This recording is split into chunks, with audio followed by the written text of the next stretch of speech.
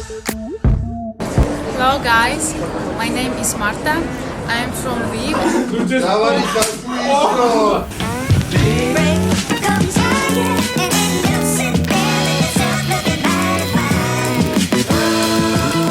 Airlines kompanija paskelbė akciją bilietams į vakarų Ukrainoje esantį Lvovo miestą. 9 eurai pirmin, 9 eurai atgal ir kodėl nepasinaudoju šią gana gerą kainą ir nenukeliavus į Ukrainą pasižiūrėti, kaip gyvena mūsų mylima tauta. Kas pirmiausiai krenta į akis, tai visų pirma labai mažos kainos. Jeigu mes lygintume su Lietuvos, taip galbūt kažkada jos buvo panašios, bet dabar ten yra ženkliai pigiau. Viešasis transportas galima keliauti už apie 12-15 euro centų vienas bilietas kainuoja, su autobusu, su tramvajum dar pigiau. Jų valiuta 2 gryvinos už tramvajų ir 4 gryvinos keliaujant su autobusu, bet taip pat 2 gryvinos keliaujant ir su troleibusu. O lankyti muziejus taip pat galima už trečdalį euro, pusę euro. Kainos tikrai nėra tokios didelės.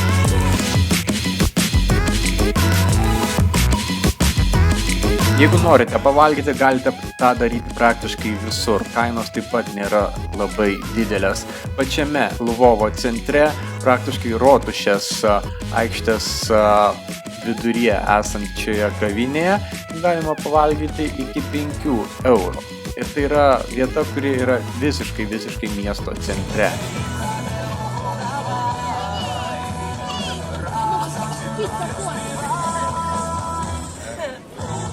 Kai man pasakė, kad Lvove yra traukinių stotis ir jie vienintelė turi dengtą stogą, aš būtinai norėjau čia atvažiuoti ir apsilankyti, pasižiūrėti, kaip visą tai atrodo gyvai. Vaizdas įspūdingas, įdomu, dūmų viduje daug, tačiau ar praktinė nauda yra reali? Galbūt tai atrodė reikalinga, bet panašu kažkiek į Vilniaus stotį, išoriškai pats pastatas, traukinių daug, kelionės jais pigios. Sakė, kad nuo Lvovo iki pat Kijevo galima galbūt už 10 eurų nukeliauti traukinio. Nežinau, kiek ilgai truks kelionė, bet galbūt kitą kartą bus galima pamėginti ir taip nukeliauti iki Kijevo.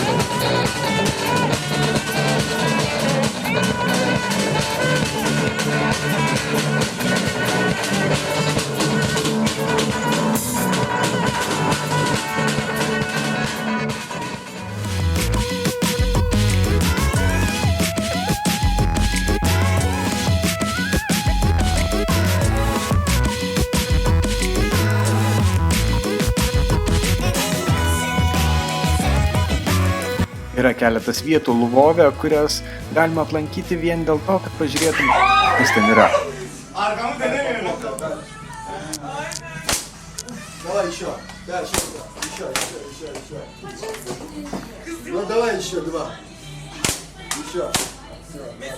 Bet reikėtų užsukti į Mazoch kavinę ir ten gauti su rimbu per užpakalį arba per nugarą. Gali prašyti, kad tave vanotų tol, kol jin galės, arba kol jai nusibos, arba kol tiesiog supras, kad tau tai patinka ir jai nebemuš tavęs.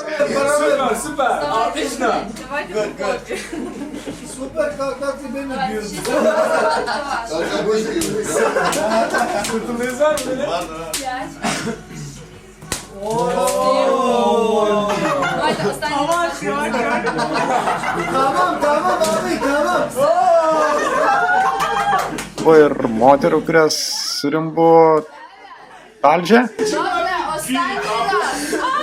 Останній раз, щоб всі почули, яка ви киця. O kaip kalbėjo pati padavėja, tai sakė, jie turi kelias programas, pagal kurias gali suorganizuoti įvairias atrakcijas ir nukentėtų visa kompanija, kuri tuo metu būtų susirinkusi ir dalyvautų toje atrakcijoje.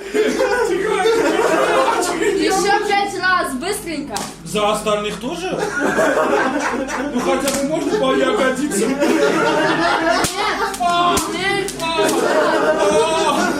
Все, я больше не могу. Еще 2 раза. Нет, пожалуйста.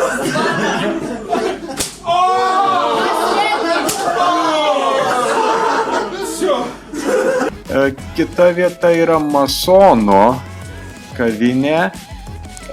Nenoriu atskleisti visos paslapties ir parodyti, kaip čia patenkama, kaip čia viskas atrodo, bet viduje iš tiesų interjeras labai gražus, kainos irgi labai geros, bet jos realiai yra nerealios. Tai yra jos labai didelės, tačiau jos nėra tikros.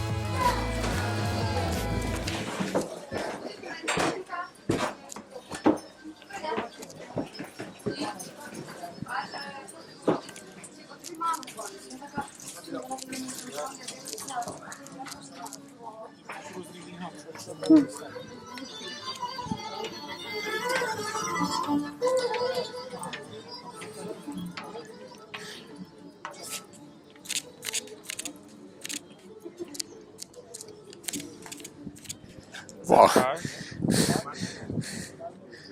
Oh.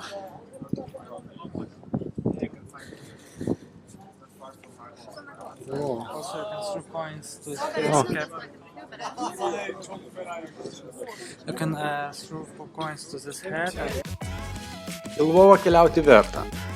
Priežastis labai paprasta, ten nuvykus gali pamatyti, kaip mes atrodėme prieš 10-15 metų ir jeigu važiuojate su vaikais, jūs galite jiems taip pat tą parodyti. Galbūt jie supras, kaip mes artėjame prie tokio gero gyvenimo, koks dabar yra Lietuvoje.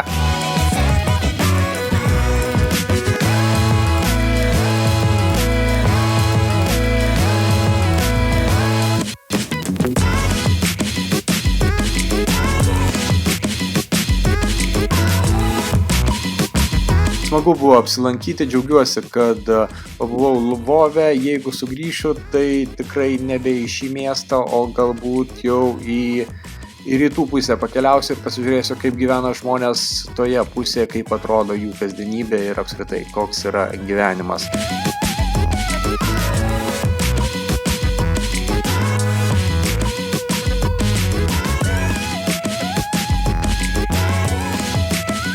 Keliaukite ir jūs, pasižiūrėkite, tikrai verta, tikrai įdomu.